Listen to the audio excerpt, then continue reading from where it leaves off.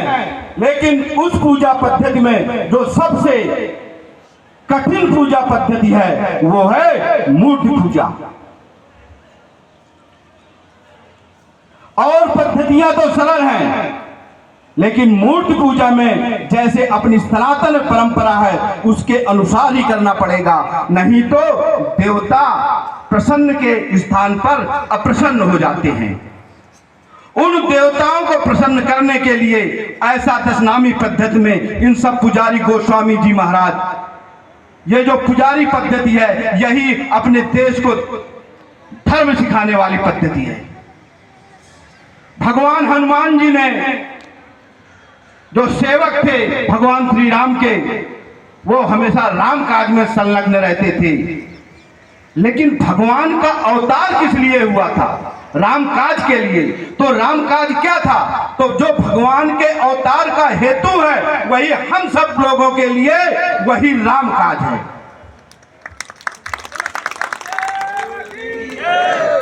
अपना भगवान का हेतु क्या था? गोस्वामी तुलसीदास जी लिखते हैं, विप्रधेन सुर संत हित लीन मनुज अवतार निज इच्छा निर्मित करत माया तन घन गोपाल।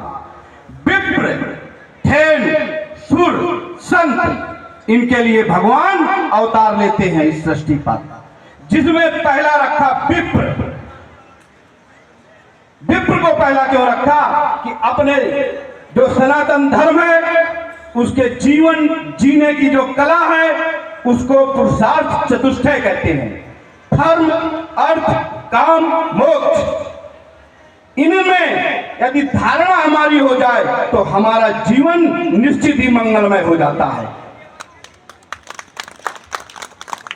तो भगवान श्री राम का विप्र धेन सुर संत, विप्र यानी धर्म को धारण करने वाले, अर्थात ये पुजारी समाज, इस हमारे राष्ट्र के जितने भी पुजारी हैं वो धर्म को धारण करने वाले हैं। लेकिन विगत काल में ऐसा हुआ कि हमारे पुजारियों को केवल एक फटी हुई धोती से ऐसा केवल प्रदर्शित करने लगे लोग, जिससे वो हमारे समाज को धर्म का अनुसरण और आचरण कराने वाले थे और उनको हमारे समाज से नगण्य कर दिया गया, जिसका आज कारण है कि हमारा राष्ट्र धर्म विहीन होता जा रहा है। जो आज में यदि कहें तो उस शब्द को धर्मनिरपेक्ष कहते हैं। हमारा देश कभी धर्मनिरपेक्ष हो ही नहीं सकता, वो तो धर्म सापेक्ष है। और धर्म सापेक्ष तभी है जब इस देश के पुजारी अपने कार्य को, जो राम काज है, राम काज का पहला कार्य है, वो अपने अच्छे मनोदशा से सुदृढ़ रूप से कर सकेंगे तो हमारा सनातन धर्म जीवंत रहेगा। तो हम लोगों को जो राम काज है, भगवान की जो भी भगवान की विग्रह है, हमारे भगवान शिव हैं, हमारे विष्णु हैं, गणेश हैं, सूर्य हैं, माँ भगवती शक्ति हैं, जिसकी भी आराधना करते हैं कृष्ण की, उनकी बिल्कुल हमारी जो सनातन की पूजा पद्धति है उसके अनुसार, आश्रम व्यवस्था के अनुसार ही होनी चाहिए। यदि ऐसा नहीं कर सकते तो पूजा ना करें तो ज्यादा अच्छा है मूर्ति की। हमारा आधार ही ये पुजारी है, हमारे धर्म को धारण कराने वाले ये पुजारी हैं। विप्रधेन दूसरा नंबर जो दिया वो गौ का दिया। गौ इंद्री भी होती है और गौ गौ माता भी होती है, यानी पुजारी को प्रथम स्थान राम काज में भगवान ने दिया, दूसरा स्थान जो दिया वो गौ माता को दिया। धर्म अर्थ यानी अर्थ जो है भगवान धर्म अर्थ काम को मोक्ष को मजबूत करने के लिए, इन प्राणियों के संरक्षण के लिए, इनके मोक्ष के लिए, अपना दिव्य स्वरूप में लीन करने के लिए भगवान का अवतार होता है। इनकी ये चार पद्धति है जिन्हें पुरुषार्थ चतुष्टय कहते हैं। धर्म अर्थ काम मोक्ष, जिसमें अर्थ हमारी गौ माता है, यानी हमारा देश कृषि प्रधान देश रहा है जिसका आधार गौ माता रही है और इसको हम लोग कृषि एवं पशुपालन कहते थे। जो लोग कृषि और पशुपालन करते हैं वो हमारे कहीं से पिछड़े नहीं हैं, वो तो हमारी संस्कृति को बचाने वाले हैं, वो ही आज के शुद्ध व्यवसायी यानी अर्थशास्त्री हैं। तीसरा स्थान आता है काम का।